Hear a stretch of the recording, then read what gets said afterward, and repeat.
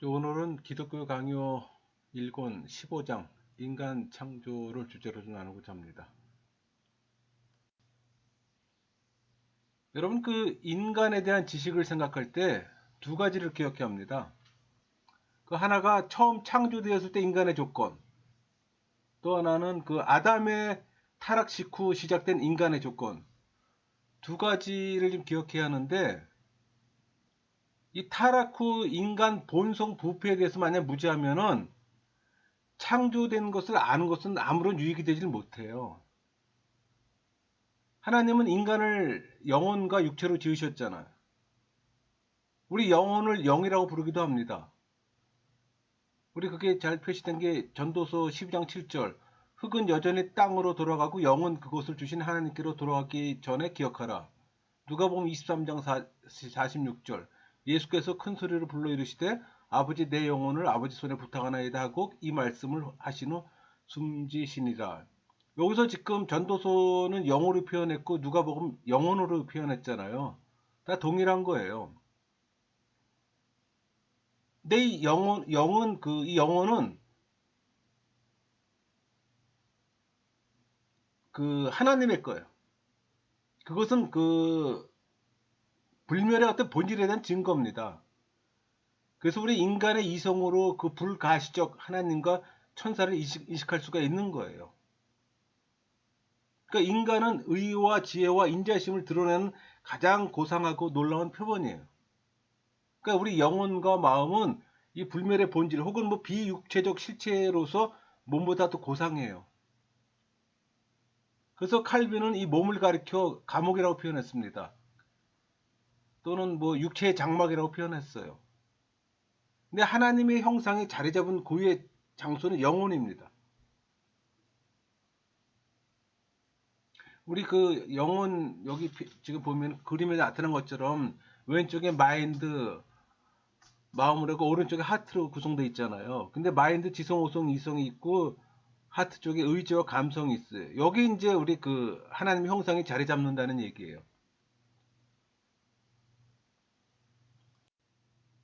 여러분, 우리 지성은 잠을 자는 가운데서도 활동해요. 그러니까 우리 영혼을 사람이란 용어와 또 바꾸어 사용하기도 하잖아요. 그러니까 육과 영의 온갖 더러운 것에서 깨끗이 하자고 권할 때 제 더러움이 육과 영에 있다고 지적하는 거예요. 그게 우리 고린도후서 7장 1절이잖아. 육과 영의 온갖 더러운 것에 자신을 깨끗하게 하자. 그 반면에 우리 영혼의 구원, 영혼을 거스러 싸우는 육체의 정욕, 다 같은 의미예요. 그러니까 예수님도 몸과 영혼을 능히 지옥에 멸하는 자를 두려워하라고 우리 마태복음 10장 28절에 증언하잖아요. 몸과 영혼을 능히 지옥에 멸할 수 있는 일을 두려워하라. 이렇게 말씀하실 때 이런 의미를 얘기를 하는 겁니다. 여러분, 그리스도는 죄로 인해 타락한 우리 하나님의 형상을 완전한 모습으로 회복시켜준다는 의미에서 제2아담이라고 우리가 보통 부릅니다. 근데 첫 아담은 생명으로 지음받았잖아요. 둘째 아담인 그리스도는 살려주는 영이에요. 그게 우리 고린도전서 15장 45절 기록된 바 첫사람 아담은 생명이 되었담과 같이 마지막 아담을 살려주는 영이 되었나니 이렇게 증거합니다. 그러니까 우리 가운데 회복되는 하나님의 형상은 진리와 순결한 의와 거룩이에요. 그러니까 여러분 하나님의 형상 그럴 때 이 세 가지 단어는 꼭 기억을 해야 됩니다. 진리, 하나님의 의, 거룩. 그러니까 하나님의 형상이 내 안에서 발견될 때 기쁨이 충만해지는 거예요. 그러니까 이 인간을 창조할 때 하나님의 형상대로 창조했다는 얘기는 이것이 우리 안에 내재하고 있었던 거예요. 근데 이 부분이 아담의 원죄로 말미암아 파괴됐잖아요. 그래서 거의 기능이 마비가 된 상태예요. 그런데 예수님이 오시고 나서 성령이 우리 안에 내주할 때 이 하나님의 형상이 회복되는 거예요. 그러니까 불신자나 종교인에게는 이 기능이 죽어 있는 겁니다.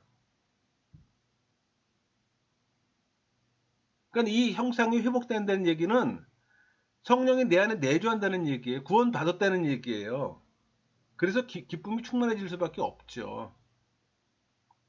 우리 인간은 때가 되면 인간의 몸은 다 소멸됩니다. 그러나 영혼은 불멸해요. 영혼이 보이지 않는다고 해서 육체의 죽음과 같이 사라진다고 믿는 사람들이 있어요. 가장 어리석은 사람이죠. 우리 영혼은 공간적 제한을 받지 않지만 우리 육체를 집처럼 간주하고 거기에 머무는 겁니다. 그러니까 영혼은 육체에 생기를 불어넣고 또 각 기관을 각각의 행동에 따라 적절하게 유용하게 또 조화시켜요. 그러니까 영혼은 생각과 행동을 다스리며 또 하나님을 예배하도록 충동하고 또 자극을 합니다. 그러니까 우리가 영과 진리로 예배하라는 얘기는 우리 안에 있는 이 심령이 성령 세례 받은 사람이 이 하나님의 형상으로 예배를 하는 거예요.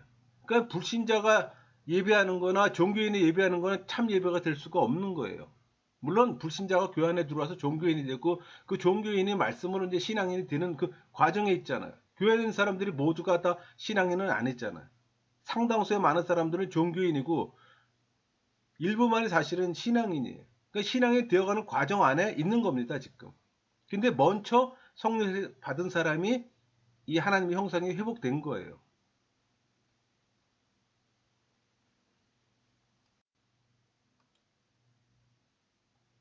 여러분, 영혼은 불멸해요. 또 창조된 실체로서 인간의 육체보다 또 고상한 부분입니다. 그러니까 하나님이 주신 은사를 통해서 이 영혼이 존재한다는 사실과 신적인 무엇을 지닌다는 사실을 깨닫게 되는 거예요.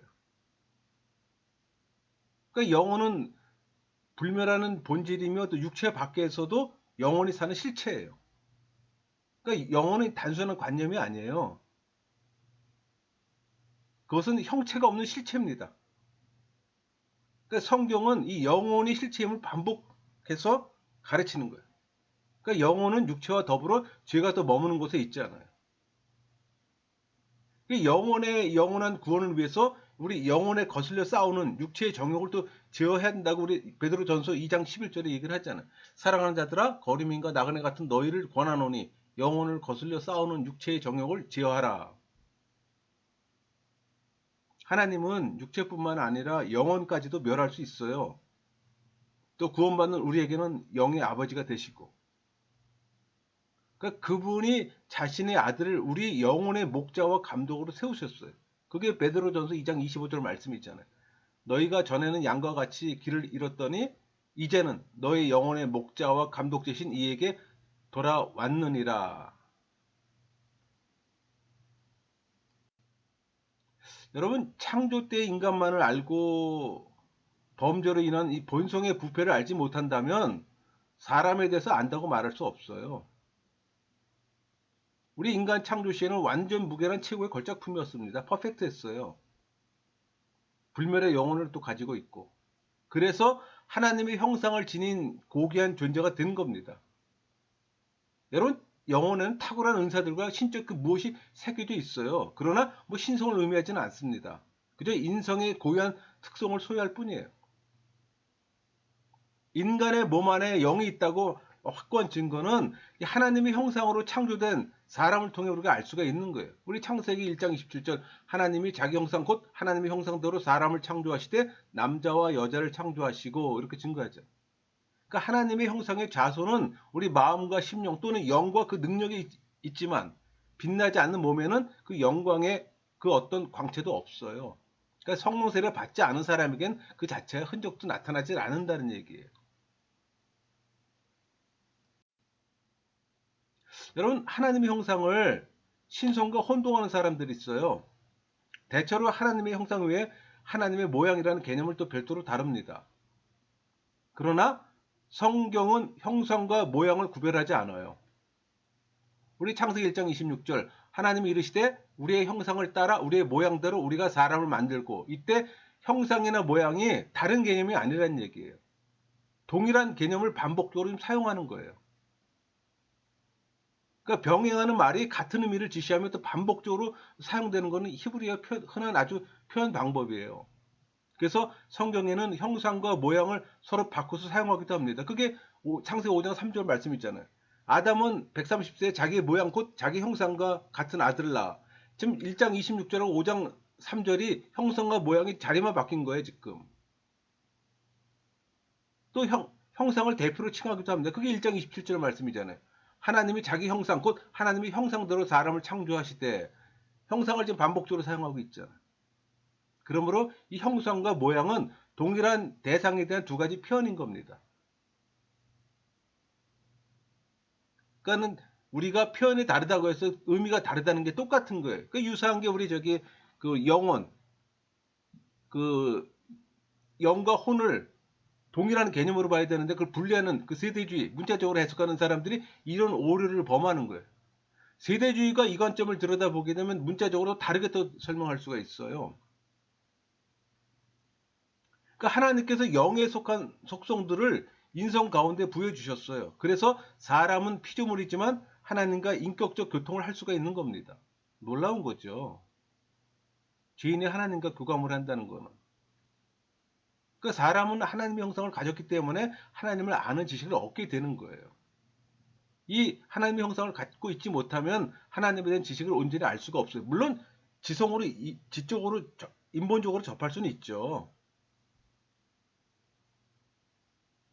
인간에게 지성, 오성, 이성, 의지, 감정이 다 있기에. 그러나 하늘의 진리는 모른다는 얘기예요. 아무리 유명한 신학자라 할지라도 하나님의 형상이 회복되지 않은 상태에서는 영적 세계를 알 수가 없는 거예요. 그냥 단순히 지성적으로 공부해서 지식적으로 아는 것 뿐이에요. 사람은 하나님의 형상을 가짐으로써 이성적이고 영적인 존재로서 하나님을 예배하는 겁니다. 하나님의 형상이 회복되지 않은 예배는 온전한 예배가 될 수가 없는 거예요. 그래서 좀 죄송한 얘기지만 여러분, 이 하나님의 형상이라는 말은 아담이 처음 받았던 그 온전함을 의미해요. 그 아담은 올바른 지성을 소유했고 또 이성의 한계 내에 이 자신의 정서를 종속시켰잖아요. 그러니까 모든 감각을 적절한 질서에 따라 조절했어요.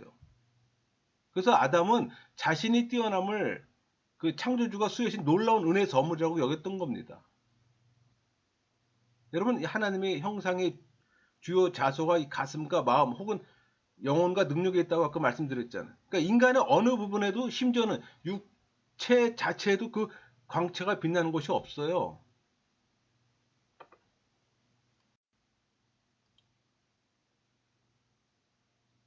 그 형상은 인간을 탁월하게 만들고 또 하나님의 영광의 거울로 여겨지는 재능이 무엇인지 보다 분명하게 나타날 때야 비로소 완전하다고 우리가 말하는 겁니다. 하지만 이것은 본성의 부패 구조에서 잘 알 수가 있어요. 그러니까 아담이 첫 번째 상태를 상실했을 때 퍼펙트한 상태에서 원죄로 말미암아 상실됐잖아요. 그러니까 하나님으로부터 멀어졌다는 걸 뭐 의심할 여지가 없습니다. 그건 당연히 거룩하신 하나님은 우리가 거룩하지 않고서는 떨어져 나갈 수밖에 없는 거예요. 아담의 그 원죄를 말미암아 나타나는 결과가 그거잖아. 죄로 인해서 원죄로 말미암는 죄. 그게 우리 모두에게 주어진 거잖아. 하나님의 형상이 완전하게 소멸되지 않았지만 너무나 부패해서 이 구원은 두 번째 아담이라고 불리는 그리스도로 얻어진 혁신으로 시작하는 겁니다. 그 이유는 그분이 참되고 본질적 고결성으로 우리를 회복하시기 때문에. 여러분, 회개의 단 하나의 목표는 형상의 회복입니다. 회개를 중생으로 해석할 수도 있어요. 이 중생의 목적은 하나님의 형상을 회복하는 데 있어요.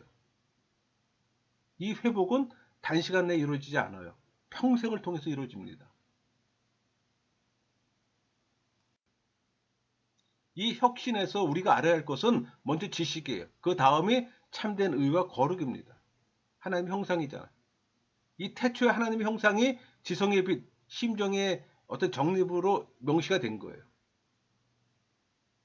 표현의 형식들이 비록 생략적이지만 이 원리는 전복될 수가 없어요. 다시 말하면 하나님의 형상의 혁신에서 중요 특징이 창조 안에 가장 높은 위치를 점유한다는 겁니다. 형상이 구성하고 있는 특성들을 알기 위해서 영의 재능들을 적절하게 다뤄야 하는 거예요. 여러분, 기독교는 부지런히 공부해야 합니다. 교리 공부는 필수예요. 그래서 하나님의 형상은 인간의 외적인 것이라기보다 영의 내적인 그 어떤 것임을 생각해야 되는 거예요. 그러니까 사람은 하나님의 영광을 비추는 거울로 지음받았던 겁니다. 그 거울은 지식, 거룩, 의, 경건 같은 어떤 영혼의 내적인 선을 비추는 겁니다.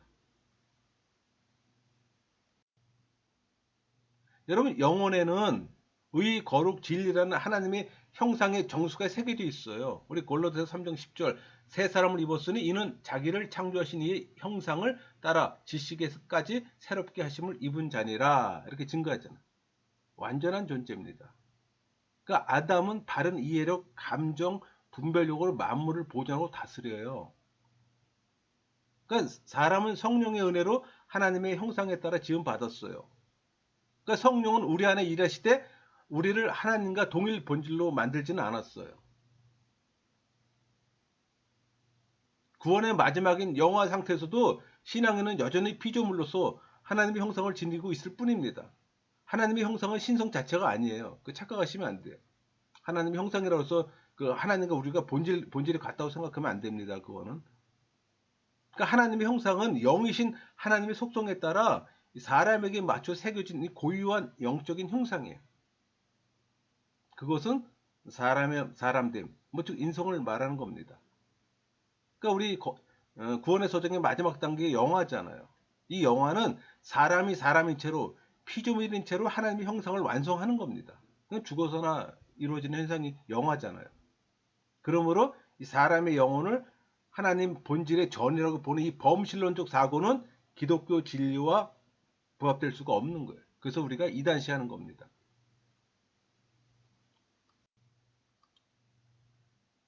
여러분, 영은 지성과 의지로 구성되어 있습니다. 그러니까 지성의 직무는 인정될 것인지 인정되지 않을 것인지에 따라서 그 대상들을 구별하는 거예요. 그렇다면 이 심령 안에 있는 의지는, 이 의지의 직무는 지성이 선한 것임을 선언한 것을 선택하고 따르는 거예요. 그래서 행동 주체라고 얘기를 하는 거예요. 그래서 나쁜 것임을 선언한 것은 거절하고 피하는 겁니다. 딱 행동하지 않는 거예요. 또 이 마인드, 마음은 스스로 거동하지 못하고 움직이는 그것을 우린 지성이라고 얘기를 해요. 그러니까 지성은 영의 안내자며 지도자예요. 의지는 항상 그 손짓을 따르고 욕망의 문제에서 그 선택을 기다린다고 아는 것이 충분할 겁니다.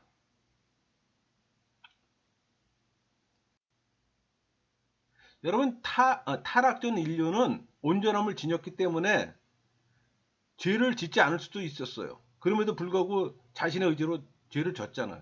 타락했잖아요. 아담은 하나님 보시기에 선을 행할 의지, 즉 자유의지를 갖고 있었어요.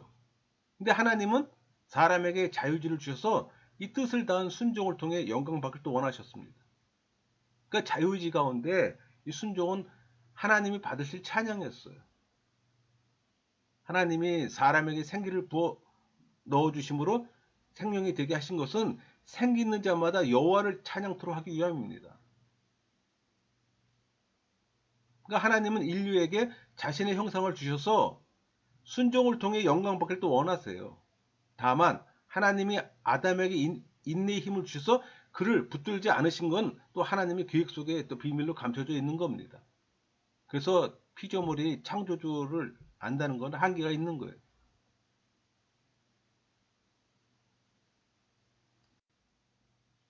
여러분, 인간은 하나님을 예배할 수 있는 탁월한 은사를 갖고 있습니다. 그러니까 은사들은 다 인간의 영혼 속에 깊이 새겨진 하나님의 형상에서 오는 거예요. 근데 인간이 하나님의 형상을 따라 지음받았다는 것은 이 타락했던 죄인이 예수님을 영접함으로 거듭나서 또 회복되는 장면을 볼 때 사실임을 우리가 입증합니다. 여러분, 칼빈 시대에 이 제세례파가 있었어요. 이 제세례파는 이 영혼 수묘서를 주장했습니다. 이 사람의 영혼은 육체로 말미암아 활동하므로 죽은 후에는 이 영혼이 독자적으로 활동하지 못한다고 봤어요. 그러니까 이런 오류를 반박하면서 칼빈은 영혼은 사후에도 인격적 활동을 그치지 않는다는 사실을 분명하게 개진했습니다. 그러니까 최초의 인류가 받은 산 영은 오직 살려주는 영이시잖아요. 그러니까 그리스도의 은혜로 말미암아 회복된 거예요. 그러니까 구원은 하나님의 가장 완전한 형상이신 그리스도의 영을 부음받아서 하나님의 형상을 온전히 회복하는 데 있는 겁니다. 그게 에베소 4장 23절 24절 말씀이잖아요. 오직 너의 심령이 새롭게 되어 하나님에 따라 의와 진리와 거룩함으로 지으심을 받은 새 사람을 입으라. 하나님의 형상을 회복하라는 얘기예요. 여러분, 인간의 실체는 본질적으로 영혼에 있잖아요. 그렇기 때문에 하나님의 형상을 회복하는 이 구원의 은혜가 영혼을 살리는 것으로 이해가 되는 거예요. 그러니까 우리 에베소 이 말씀처럼 의와 진리와 거룩함을 입어서 새 사람 된다는 얘기는 성령 세례 받아서 하나님의 형상이 회복되라는 얘기예요. 진정한 신앙인이 되라는 얘기입니다.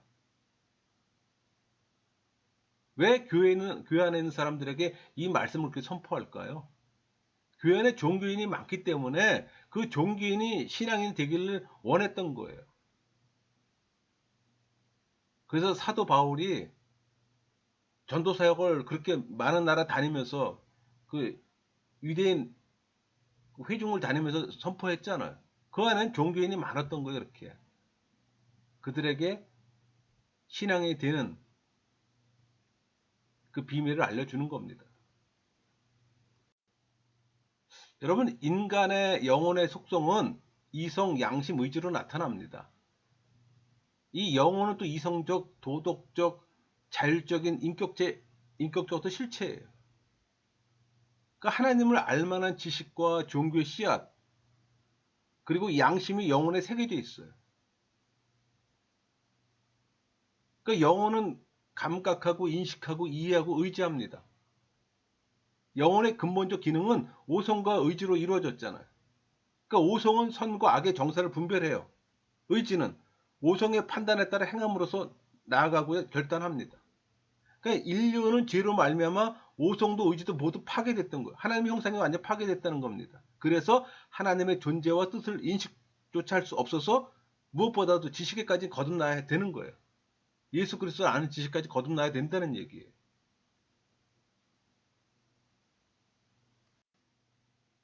여러분, 우리 영혼의 부분은 제가 여러 번 나누잖아요. 매번 나누는 겁니다. 우리 영혼은 마인드와 하트로 구성되어 있잖아요. 마인드는 지성, 오성, 이성으로 구성되고 하트는 의지와 감정으로 구성되어 있어요. 이 여기서 오성, 어떤 대상을 인식하고 판단하는 겁니다. 의지는 행동 주체라 그랬죠. 그러니까 오성이 선이라고 인정하는 것을 의지가 선택하며 추구하고 또 오성이 부인하는 것을 의지가 거절하며 피하는 거예요. 그러니까 오성은 영혼의 지도자예요. 의지는 그 종과 같은 겁니다. 그러니까 의지는 오성의 명령에 따라서 항상 귀를 기울이고 오성의 판단을 받아들일 욕망을 갖고 있어요. 인간의 영혼 속에 창조된 이 마인드는 선악을 가려낼 수가 있습니다. 그러니까 이성의 안내를 받은 하트는 따를 것과 버릴 것을 구별해낼 수가 있는 거예요. 골로새서 3장 10절 말씀처럼 새 사람을 입었으니 이는 자기를 창조하신 의의 형상을 따라 지식에까지 새롭게 하심을 입은 자니라, 이런 표현을 쓰잖아요. 새 사람을 입었다는 게 뭡니까? 성령 세례 받은 사람을 의미하는 거예요. 그런 자에게 의의 이 형상이 회복되는 거예요. 창조 때 받았던 그 하나님의 형상이. 여러분, 하나님은 마인드가 선택한 걸 실현하도록 의지를 덧붙여 주셨잖아요. 그러니까 타락 전 인간의 상태는 완벽해서 이성은 하나님 명령대로 살아갈 수 있는 이 분별력을 충분히 갖고 있었어요. 여기에 선택의 능력이 더해져서 인간은 모든 욕구를 조정합니다. 또 모든 기관의 활동을 조절해요. 또 자신의 의지로 이성이나 지성의 지도에 전적으로 따를 수 있는 힘이 있었어요. 그러니까 인간은 자기가 원하기만 하면 자유의지로 영생에 도달할 수 있는 능력을 충분히 가지고 있었어요. 그래서 성령의 조명은 마인드에, 성령의 감동은 하트에 이루어집니다. 그러니까 자신의 의지로 하여금 이성이나 지성의 지도에 전적으로 따를 수 있게 하는 힘이 있었던 겁니다. 그러나 타락 이후에는 자유의지를 박탈당하고 노예의지로 전환된 거예요. 그러니까 우리의 의지는 진리를 추구하는 것이 아니라 제약을 추구하게 된 겁니다. 아담은 순전히 자기 의지로 타락했어요. 여러분, 그 성경에 범주를 넘는 질문을 하는 사람들이 있어요. 뭐 하나님의 은밀한 예정과 계획을 존중해 그 이상을 캐내려 하지 않는 사람이 지혜로운 사람입니다. 성경이 말한 만큼 말하고 성경이 멈추면 함께 멈춰야 한다는 거예요. 말만 그렇게 하는 게 아니라. 그러니까 하나님은 인간의 영혼에 마음을 주셔서 그것으로 선과 악을 그리고 공의와 불의를 분별케 하셨어요. 빛으로 이성을 주셔서 무엇을 따라야 하는지 또 피해야 하는지 또 알게 하시고. 근데 철학자들은 이것을 지도력이라고 불렀어요. 이것에 하나님은 의지를 가입시키고 선택이 의지에 속하도록 하셨던 거예요. 그러니까 선택은 욕구를 지도하도록 더해주고 모든 기관적 활동을 조절하도록 더해줘요. 의지는 이성의 권위에 완전하게 굴복하도록 하십니다. 이런 올바른 상태에서 인간은 의지의 자유를 소유했고 또 그것으로 그가 선택했다면 영생을 얻을 수가 있는 겁니다. 여러분, 아담이 선택했다면 틀림없이 영생을 얻을 수 있었을 겁니다. 그가 타락한 이유는 아담의 의지에 따랐기 때문이에요. 그는 여전히 선과 악을 자유롭게 선택할 수 있었을 뿐만 아니라 마음과 의지에 가장 높은 청렴성이 있었고 인간이 이 선한 특성들을 부패시켜 자멸할 때까지 모든 기간적 부분은 순종하도록 잘 짜여 있었어요. 그러니까 인간은 타락 이후 아담에게서 그들의 기원을 가져왔기에 유전적 흔적을 받았던 겁니다. 처음에 영의 모든 부분은 청량함을 갖고 있었어요. 선을 선택할 의지와 마음의 순전성이 있었던 겁니다.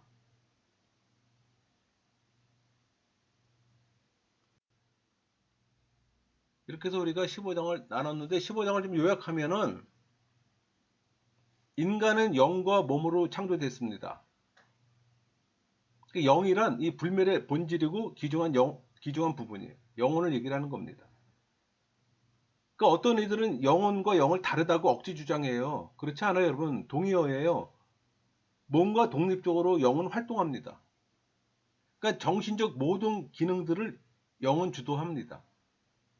그러니까 인간은 영적 의미에서 하나님의 형상으로 지음 받았지만 아담의 범죄로 전적으로 무용지물이 되고 만 거예요. 이성적 영은 오성과 의지를 지니고 있어요. 오성에서 판단된 것을 의지가 실행하잖아요. 하지만 의지는 아담의 범죄로 전적 타락한 겁니다.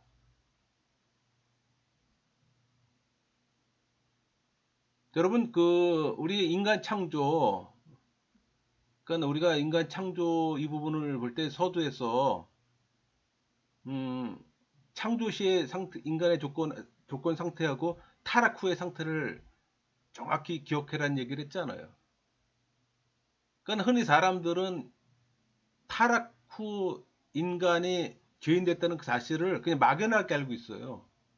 근데 그걸 완전히 알게 되면 인간의 연약함, 인간의 비참함, 인간의 추악함을 뼈저리게 느끼게 돼요. 그럴 때 예수님을 찾게 되는 겁니다. 그럴 때 복음이 들어가야 되는 거예요. 그러니까 부패된 상태, 인간의 상태를 알지 못하고서는 구원은 없습니다. 그래서 재인식이 시작이라고 그러잖아요. 구원의 시작이라고 표현하는 게 바로 그런 겁니다. 말씀을 마치겠습니다.